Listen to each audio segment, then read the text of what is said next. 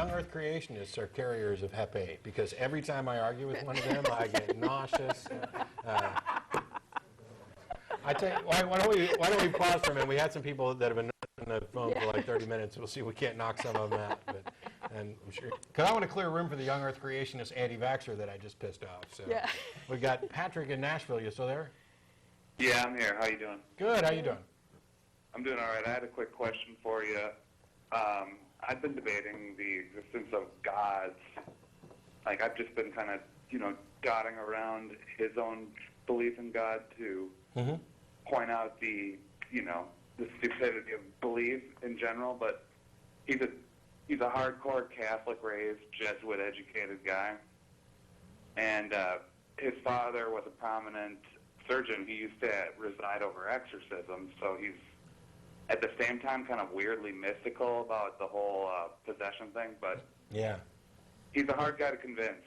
But nonetheless, his argument or belief that God exists is that without unconditional love, God would, if unconditional love did not exist, then there would not be God. But since it does exist, that is intimate proof that there is also a God or higher being. Are you sure that that's, okay, so basically his argument that if there was no God, there'd be no unconditional love, and since he sees that there is unconditional love, there must be a God. Correct. Okay. I don't agree. Yeah, I mean, it's an obvious no agree. I mean, it presupposes culture or religion. I disagree with the idea that there, I disagree with it on all grounds. First of all, I'm not convinced there is anything such as unconditional love. Right. I'm pretty much convinced that love is actually conditional. There are some people who love people so strongly and throughout their entire life, but I'd say that maybe those people haven't experienced the right conditions that would cause that love to not be love anymore. And I'd also say that people will continue to profess love even when their actions contradict that profession. They may care about you strongly, they may be concerned about you, and they may be love in some sense, but I'm not convinced that there is any such thing as unconditional love. And also, I don't see any necessary causal chain between the existence of unconditional love, if it does exist, and a God at all. I mean, that's like saying if unconditional love exists, then unconditional unconditional fairies, or unconditional love fairies exist necessarily. I mean, it's that kind of silly. How are you defining God, and how are you getting from unconditional love to the existence? I don't see it at all on any grounds. Well, yeah, I mean, he's got the triune and all that, and he just stands right behind the Vatican on all these matters. I don't know. This coming from the same guy who's willing to, disconnect from his children and entire sections of his family due to like how they happen to worship.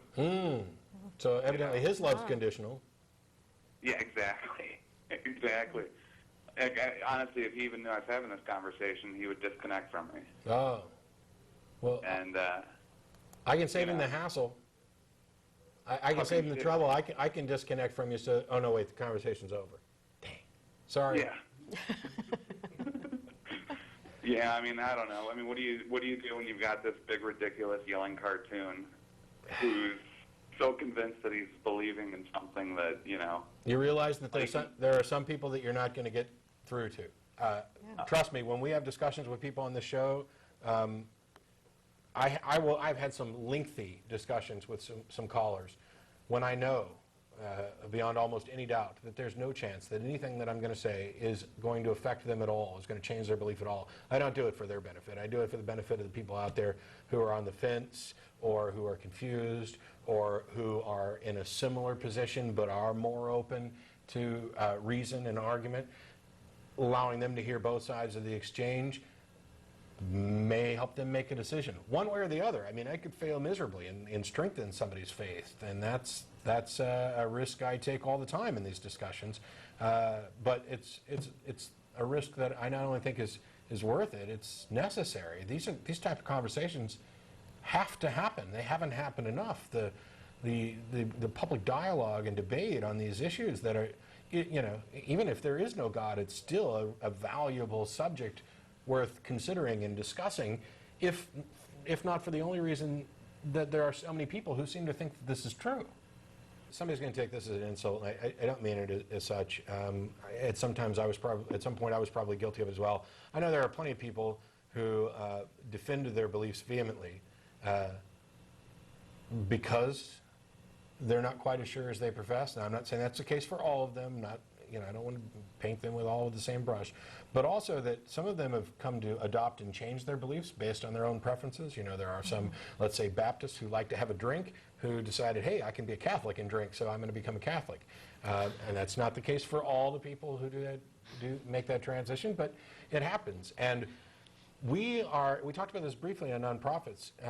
We're very reluctant to take responsibility for our actions and admit that we're wrong. And Schilling talked about this with regard to people who've been scammed by the 419 scams or a psychic or anybody else where they just keep giving money over and over again. Some of them, even when they start to realize that they're being scammed, they now have so much invested in it that they keep doing it. And we talked about that a little bit. I think denial, amount of investment, and just kind of personal preferences and not being resistant to change, being incredibly fearful of change and the unknown.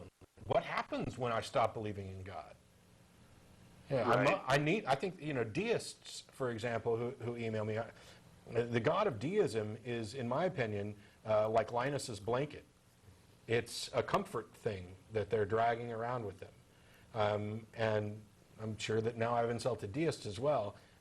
The reason I say that is because more often than not, the argument that they give is this, there must have been some kind of first cause, and since I can't think of anything better, we're going to go ahead and call it a God. Maybe it still exists, maybe it doesn't. It probably doesn't care anything about humans, but I'm still going to go ahead and believe in God. And my thing is, no. When you get back to the point where you can't go back any further, the answer is, I don't know. It's not, I can't think of anything better, so we're going to use some God definition. What definition of God? What kind of God? What do you know about it? If you can't possibly know anything about this, what's the use in believing? Don't you have to know what you're believing? And if you I think it's a security blanket in the sense that, well, I just believe that there's some possibility, that there's something out there, some higher power. Okay. Believing in the possibility is not the same thing as believing. Congratulations. If you're sitting at home saying, oh, these atheists are too hard-nosed, and I just believe that there's a possibility that there's some higher power, congratulations, you're an atheist, because you don't actually believe it. I believe that there's a possibility, an extremely slim one, depending on how you define the deity in question. But we're not talking about belief in possibilities or belief in probability. We're talking about belief. Is this true? Do you believe it's true? If so, you're a theist. If not, you're an atheist. And I think for at least many deists and the arguments that I've been presented in favor of deism, it's a security blanket. I don't want to give up on this idea of a God, and I don't want to sound arrogant that I know there aren't any gods. Well, congratulations. I don't know there aren't any gods. I don't believe there are any. Matter of fact, I believe there aren't any gods. Well, this gets back to this idea that unless you can definitively say how the universe came into existence, then you can't say that God didn't do it. Yeah. I mean, the anti-vaxxers use that stuff too. I'll get back to that in a minute. But yeah. Which is nonsense. That's like that is not how to think about a problem, because you can actually rule some things out before you know what the ultimate cause of something is. And in fact, that's kind of more efficient, because then you don't have to worry about those things that you've already ruled out. But we see this a lot with people. Oh, well, you don't know how the universe got started, so you can't say for sure that God didn't do it because you weren't there to observe it. Well, no, but if we look for evidence of something and we don't find it where we should, then that's a piece of data against this hypothesis that God or whatever exists. Here's something that came up while I was watching TV yesterday, and I had to spin it in a different direction. Sitting there at home, think of any three-digit number and another three-digit number and multiply the two together. Now, I have no idea what three-digit numbers you thought of, so I have no idea what the answer is. But I do know some things about the answer. I know that it's not 400 digits long. And I don't have to know anything else about it. There are things that we can eliminate, you know. Even if you didn't know what 2 + 2 was, you know that it's not going to be over 100, let's say. We can narrow the field with some, not just estimation, but some knowledge about the way things work.